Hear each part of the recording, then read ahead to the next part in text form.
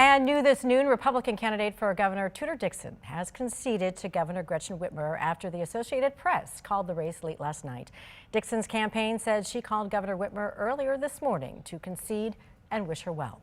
In a statement, Dixon said in part Michigan's future success rests not in elected officials or government, but all of us. It is incumbent upon all of us to help our children read, support law enforcement, and grow our economy.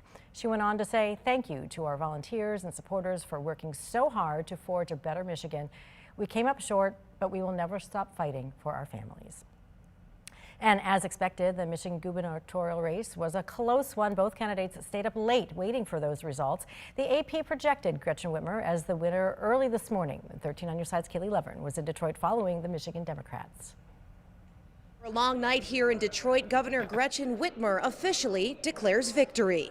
And to move our state forward. Whitmer spoke to her supporters Wednesday morning from Motor City Casino following her re-election win against Dixon. She's been governor in Michigan since 2018, and this win has secured her spot as governor for a second term.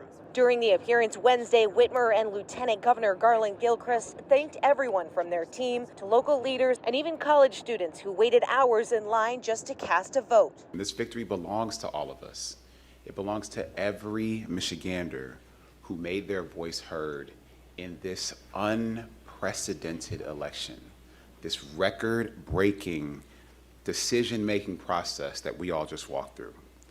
But think about the lives that we have and will impact, and the stories that we have and will change together. Whitmer promised to continue to build the Michigan economy, repeal retirement tax for seniors, to protect the Great Lakes, and to keep fighting like hell to protect fundamental rights like abortion. I won't make any predictions for the next 4 years, but I can promise you this. We will make Michigan a place where you can envision your future. A state where anyone, no matter who they are, where they come from, how much money they have in their pocket, who they love or how they identify, can thrive right here. And while I'm optimistic about our future, I know that progress is not inevitable. You can watch the governor's entire victory speech and full coverage of election night at 13onyourside.com. Reporting in Detroit, Kaylee Lovern, 13 on Your Side. Both Democratic incumbents in the race for Michigan's Secretary of State and Attorney General have won their bid for re-election. Secretary of State Jocelyn Benson is the projected winner with 55% of the vote, and AG Dana Nessel is the projected winner with nearly 53% of the vote. 13 on Your Side's Andrea Flores joins us now with their reaction. Andrea. Both Benson and Nessel were confident and hopeful last night that they would serve another 4 years in these offices, and new at noon, the Republican candidate for Attorney General's office has conceded. Kalamazoo-based lawyer Matthew DePerno took to Twitter this morning, saying in part, quote, "Thank you to all of the patriots and supporters across Michigan. Although I may be conceding to Dana Nessel today, I refuse to concede that Michigan is a blue state. I will continue to fight like hell to restore Michigan to all it can be." Now, at the Democratic Watch Party in Detroit last night, both Secretary of State Jocelyn Benson and Attorney General Dana Nessel took the stage around midnight. With Whitmer, Benson, and Nessel all re-elected, there will be another Democratic triplex in Michigan, where the governor, Secretary of State, and Attorney General are all from the same political party. Last night, both Benson and Nessel thanked their supporters and committed themselves to another term of service. So know this, I will not back down.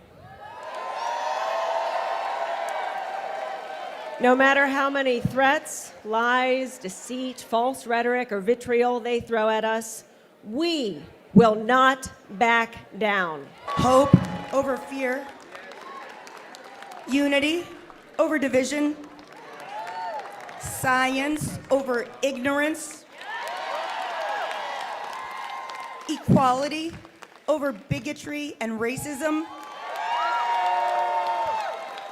facts over lies, and democracy over fascism. Now, Benson is making another speech in about an hour today, and we have not yet heard a concession or a statement from Republican Secretary of State candidate Christina Caramo. Val. Thank you, Andrea. Also new this noon, Republican John Gibbs has just conceded to Democrat Hillary Scholten for Michigan's 3rd congressional district. Scholten will be the first Democrat to represent the district in nearly 40 years. In a statement, Gibbs said in part, "I'm immensely proud of all of our volunteers, supporters, donors, and prayer warriors who are making this great journey possible. You made history as a ragtag band of regular Americans who went toe-to-toe against the machine and won a historic primary." He went on to say he wishes Hillary Scholten the best in representing West Michigan. In Grand Rapids, 3 of the current city commissioners were up for re-election. The first ward will have a new commissioner. Newcomer Drew Robbins beat out incumbent Kirk Reppert. And a big upset in the second ward, with second ward commissioner Joseph Jones was unseated by challenger Lisa Knight. Knight is the executive director for the Girls Choral Academy. She won by a wide margin, walking away with nearly 65% of the vote. And Kelsey Perdue has been elected as the third ward commissioner. And Michigan voted to protect reproductive rights with the passing of Proposal 3, putting a definitive end to a 1931 state ban on abortion and guaranteeing the right to an abortion in Michigan, among other reproductive treatments. You can find a complete list of election results on 13onYourSide.com. You can also see them scrolling at the bottom of your screen.